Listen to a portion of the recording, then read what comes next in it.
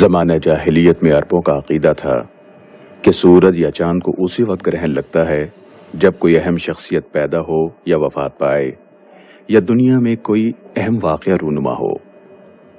نبی کریم صلی اللہ علیہ وآلہ وسلم کے عہد مبارک میں سورج گرہن لگا اور اتفاق سے اسی دن آپ کا جگر گوشہ سیدنا ابراہیم بھی وفات پا گیا، تو لوگ کہنے لگے ابراہیم کی وفات کی وجہ سے سورج کو گرہن لگا ہے۔ آپ صلی اللہ علیہ وسلم نے لوگوں کو نماز پڑھائی اور خطبہ ارشاد فرمایا۔ آپ نے اس موقع پر ان کے اس غلط اور باطل عقیدے کی نفی فرمائی، یعنی سورج یا چاند کو گرہن لگنے کا تعلق کائنات کے واقعات سے نہیں بلکہ براہ راست اللہ تعالیٰ کی مشیت اور قدرت سے ہے، اور اللہ کی بڑی سے بڑی مخلوق بھی اس کے حکم سے روگردانی نہیں کر سکتی۔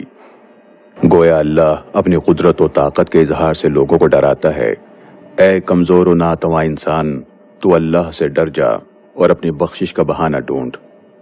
رسول اللہ صلی اللہ علیہ وسلم نے فرمایا، چاند اور سورج کا گرہن اللہ کی قدرت کی نشانیاں ہیں، کسی کے مرنے، جینے یا کسی اور وجہ سے نمودار نہیں ہوتی، بلکہ اللہ اپنے بندوں کو ڈرانے اور عبرت دلانے کے لیے ظاہر فرماتا ہے۔ اگر تم ایسی نشانیاں دیکھو تو جلد از جلد دعا، استغفار اور یاد الہی کی طرف رجوع کرو۔ اسے امام بخاری نے روایت کیا ہے۔ لہذا سورج گرہن کی وجہ سے کسی حاملہ کے حمل یا دودھ پلانے والی ماں کی صحت پر کچھ اثر نہیں پڑتا۔ یہ سب غیر اسلامی نظریات اور عقائد ہیں۔ ایک مسلمان کو اس سے بچنا چاہیے۔ نماز کا حکم۔ نمبر 1، سورج گرہن کے وقت نماز کسوف ادا کرنا سنت موقدہ ہے۔ نمبر 2، اسے مسجد میں باجماعت ادا کرنا مسنون ہے۔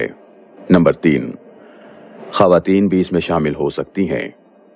نمبر 4، امام جہری قرات کے ساتھ 2 طویل رکعتیں پڑھائے گا۔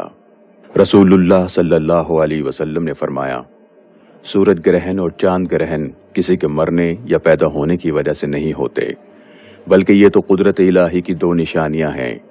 جب انہیں گرہن لگتے ہوئے دیکھو تو نماز کے لیے کھڑے ہو جاؤ اور اللہ سے دعائیں کرو حتیٰ کہ گرہن ختم ہو جائے۔ اسے امام بخاری نے روایت کیا ہے۔ نماز کا اعلان۔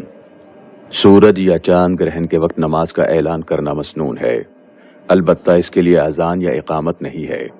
سیدنا عبداللہ بن عمرو سے روایت ہے کہ جب سورج گرہن لگا تو آپ صلی اللہ علیہ وسلم نے ایک شخص کو اعلان کرنے کا حکم فرمایا، الصلاۃ الجامعہ، نماز جمع کرنے والی ہے، تمہیں بلا رہی ہے، جمع ہو جاؤ۔ نماز کا وقت۔ نمبر 1، اس نماز کا وقت سورج یا چاند کو گرہن لگنے سے شروع ہوتا ہے اور گرہن ختم ہونے تک رہتا ہے۔ نمبر 2، اگر گرہن لگنے کی خبر کچھ تاخیر سے ملے تو خبر ملنے کے بعد نماز شروع کی جا سکتی ہے۔ نمبر 3، اگر گرہن ختم ہو جائے تو اس کا وقت ختم ہو جاتا ہے اور اس نماز کی قضا نہیں ہوتی۔ نمبر 4، اگر نماز کے دوران گرہن ختم ہو جائے تو نماز کو مختصر کر کے ختم کر سکتے ہیں، اور اگر گرہن طویل ہو تو نماز کو لمبی قرات، طویل سجدوں اور لمبے رکوع کے ساتھ طویل کیا جا سکتا ہے۔ نمبر 5، نبی کریم صلی اللہ علیہ وسلم نے گرہن کی طوالت کی وجہ سے ایک رکعت میں 2 یا 3 یا 5 رکوع بھی کیے ہیں۔ اسے امام مسلم نے روایت کیا ہے۔ نمبر 6، جو امام کے ساتھ دوسری رکعت میں ملے تو وہ مبینہ طریقے کے مطابق دوسری رکعت مکمل کر کے سلام پھیرے۔ سورج گرہن کی نماز کا طریقہ۔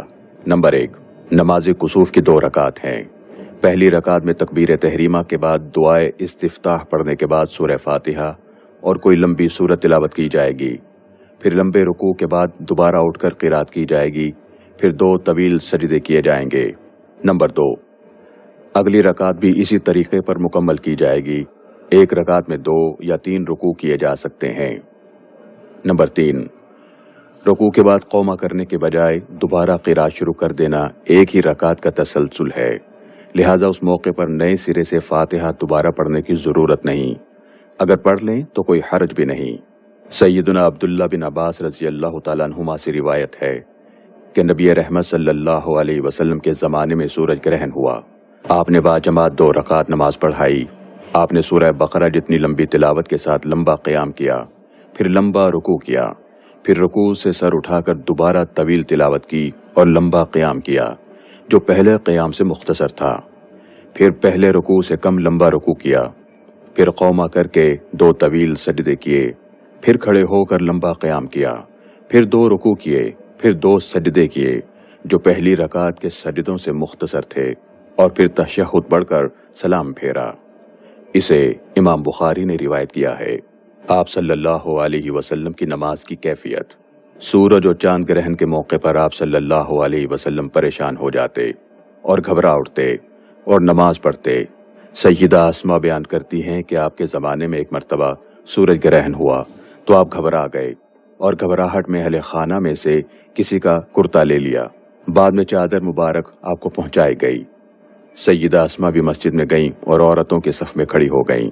آپ نے اتنا طویل قیام کیا کہ ان کی نیت بیٹھنے کی ہو گئی، لیکن انہوں نے ادھر ادھر اپنے سے کمزور عورتوں کو کھڑے دیکھا تو وہ بھی کھڑی رہیں۔ اسے امام مسلم نے روایت کیا ہے۔ سیدنا جابر رضی اللہ تعالیٰ عنہ کہتے ہیں کہ نبی رحمت صلی اللہ علیہ وسلم کے زمانے میں ایک سخت گرمی کے دن سورج گرہن ہوا۔ آپ نے صحابہ کرام کو ساتھ لے کر نماز پڑھی۔ آپ نے اتنا طویل قیام کیا کہ لوگ گرنے لگے۔ اسے امام مسلم نے روایت کیا ہے۔ آپ کا گھبرانا اللہ کی ڈر کی وجہ سے تھا۔ جب آپ اللہ کے پیارے نبی ہو کر گھبرا اٹھتے تھے تو افسوس ہے ان امتیوں پر جو گناہوں کے بوجھ تلے دبے ہونے کے باوجود ایسے مواقع پر اللہ کی طرف رجوع نہیں کرتے، بلکہ کافروں کی دیکھا دیکھی اس منظر کو دیکھنے کا اہتمام کرتے اور پکنک کا ماحول بنا لیتے ہیں۔ سیدہ اسما کہتی ہیں کہ آپ نے اتنا لمبا قیام کیا کہ مجھے عورتوں کے صف میں کھڑے کھڑے غش آ گیا۔ میں نے برابر میں اپنی مشق سے پانی لے کر سر پر ڈالا۔ اسے امام بخاری نے روایت کیا ہے۔ محترم سامعین و ناظرین کرام، ذرا غور فرمائیے، نبی رحمت کس قدر انہماک اور اہتمام سے سورج گرہن کی نماز پڑھتے تھے۔ ہمیں بھی اس نماز کا اہتمام کرنا چاہیے۔ رسول اللہ کے پیچھے عورتیں بھی سورج گرہن کی نماز پڑھتی تھیں۔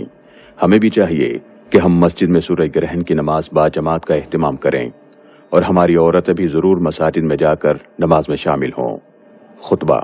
2 طویل رکعت ادا کرنے کے بعد آپ نے صحابہ کرام کو خطبہ ارشاد فرمایا، جس میں اللہ کی حمد و ثنا بیان کی اور پھر فرمایا، سورج اور چاند اللہ کی نشانیوں میں سے 2 نشانیاں ہیں، کسی کے مرنے یا پیدا ہونے سے ان کو گرہن نہیں لگتا۔ جب تم گرہن دیکھو تو اللہ کا ذکر کرو۔ دوران نماز میں نے جنت دیکھی، اگر میں اس میں سے ایک انگور کا خوشہ لے لیتا تو تم رہتی دنیا تک اس میں سے کھاتے رہتے اور وہ ختم نہ ہوتا۔ اور میں نے دوزخ بھی دیکھی، اس سے بڑھ کر ہولناک منظر میں نے کبھی نہیں دیکھا۔ اور میں نے جہنم میں زیادہ تعداد عورتوں کی دیکھی۔ عرض کیا گیا، اے اللہ کے رسول، کیا وجہ ہے؟ عورتیں زیادہ جہنم میں کیوں ہیں؟ آپ صلی اللہ علیہ وسلم نے ارشاد فرمایا، وہ کفر کرتی ہیں۔ عرض کیا گیا، اللہ کو کفر کرتی ہیں؟ آپ نے فرمایا، وہ خاوند کی ناشکری کرتی ہیں۔ اگر تم ایک طویل مدت تک ان میں سے کسی کے ساتھ اچھائی کرتے رہو، پھر وہ اپنی مرضی کے خلاف کوئی کام دیکھے تو کہہ دیتی ہے کہ میں نے تجھ سے کبھی بھلائی نہیں دیکھی۔ اسے امام بخاری نے روایت کیا ہے۔ اس سے معلوم ہوا کہ کسی محسن کے احسان فراموشی گناہ کبیرہ ہے۔ خواتین کو اپنے خاوند کے احسانات کا شکر گزار ہونا چاہیے اور اس کی فرما برداری کے ذریعے اللہ رب العزت کی رضا حاصل کرنے کی کوشش کرنی چاہیے۔ نیز جب کسی بندے کے احسان فراموشی گناہ کبیرہ ہے تو خالق حقیقی کے احسان فراموشی کس قدر عظیم گناہ ہے اور خطرناک جرم ہے۔ اللہ ہم سب کو ہدایت دے، آمین۔ نماز کے بعد کثرت سے استغفار کرنا چاہیے، دعا مانگنی چاہیے، تسبیح و تکبیر پڑھنی چاہیے اور صدقہ کر کے اپنے رب سے گناہوں کی بخشش اور اس کی خوشنودی طلب کرنی چاہیے۔ دعا میں ہاتھ اٹھانا بھی مشروع ہے۔ اسے امام مسلم نے روایت کیا ہے۔ نبی رحمت صلی اللہ علیہ وسلم نے نماز کسوف کے دوران جہنم میں اس عورت کو جلتے ہوئے دیکھا جس نے بلی کو بھوک اور پیاس سے مار دیا تھا اور اسے نہ کھانے پینے کو دیا نہ اسے کھلا چھوڑا کہ وہ اللہ کی زمین سے اپنا پیٹ بھر لیتی۔ معلوم ہوا کہ ظلم کی سزا بھی بہت بھیانک ہے، خواہ وہ جانوروں کے ساتھ ہی کیوں نہ ہو۔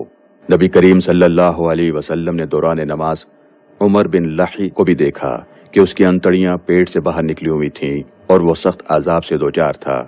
یہ وہ بد نصیب شخص ہے جس نے عربوں میں بتوں کی پوجا شروع کرائی، لہذا شرک کا انجام بھی نہایت مہلک ہے۔ آپ نے اس چور کو بھی آگ میں جلتے ہوئے دیکھا جو اپنی کھونٹی سے حاجیوں کا سامان چراتا تھا۔ اگر حاجی دیکھ لیتا تو معذرت کر لیتا کہ غلطی سے میری کھونٹی سے مال چپک گیا، اور حاجی غافل رہتا تو اس کا سامان لے اڑتا۔ چوری بھی گناہ کبیرہ ہے اور بغیر توبہ کیے معاف نہیں ہوتا۔ اللہ تعالی ہم سب کو ان اعمال پر عمل کرنے کی توفیق عطا فرمائے، آمین۔